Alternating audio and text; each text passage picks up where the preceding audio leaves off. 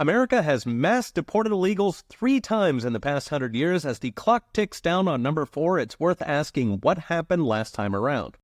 Now, this may shock MSNBC, but in fact, in every mass deportation, Americans somehow managed to mow the lawn, pick the fruit, and even pick up the kids from daycare. The first thing to note is that deportations are happening all the time under every president. The media will pretend that deportation is some medieval torture from a bygone era, but in fact, Bill Clinton deported 12 million people, George W. Bush deported 10 million, even Obama and Biden combined for 5 million deportations. In other words, mass deportation is totally normal. Still, 3 times in the past century, the federal government has made a special effort to mass deport illegal migrants. The first was in the 1910s after World War I. The war itself brought hundreds of thousands of refugees, and many were political refugees with radical political beliefs. In modern terms, they were terrorists who had crossed an open border.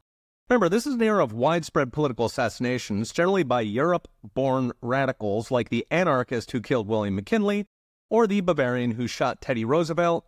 The bullet was famously stopped by Roosevelt's folded 50-page speech because Roosevelt was a man of many words.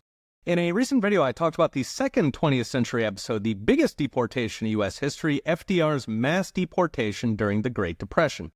FDR targeted Mexican farm workers who were overloading charity and relief needed for the American victims of his Great Depression. Note, FDR's deportations included thousands of citizen children of illegals, so that is perfectly legal. The media will pretend it is not. The most salient point of FDR's deportations was that roughly 90% self-deported. Partly because FDR started denying public relief to unemployed illegals, but mostly because it turns out threatening to arrest people for breaking the law makes a lot of them find a reason to go home. In all, FDR chased out between 1 and 2 million, which is about 5 million in modern terms. The third was in the 1950s under Eisenhower. This too followed a major war, a pattern since wars mean labor shortages, so companies cheat. Like FDR, Eisenhower conducted raids across the country using military-style tactics and ultimately deported up to 1 million. Media was used to amplify the operation. Remember, this was an era where media did exactly what it was told. The amplification ramped up self-deportations, which is easier for everybody. Note, in none of these episodes did farming or manufacturing collapse. Employers found plenty of workers, they just had to pay more. Now, it's true GDP did drop by 0.5% in 1954, followed by 7.1% growth in the following year.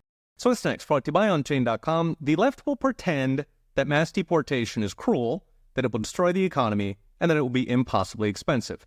In fact, every country on earth deports illegals. Mexico deports Guatemalans, Syria deports Yemenis, China deports Tajiks. It is the way of the world. Every country decides who to admit, and most will arrest you if you sneak in. As for the economy, mass deportation doesn't destroy anything, it just raises wages. Given surveys repeatedly find most Americans are perfectly happy to pay more for an American-made product, and given the prices are more than compensated by lower crime, lower welfare costs, I suspect most Americans are just fine with that. Okay, we'll be watching. See you next time.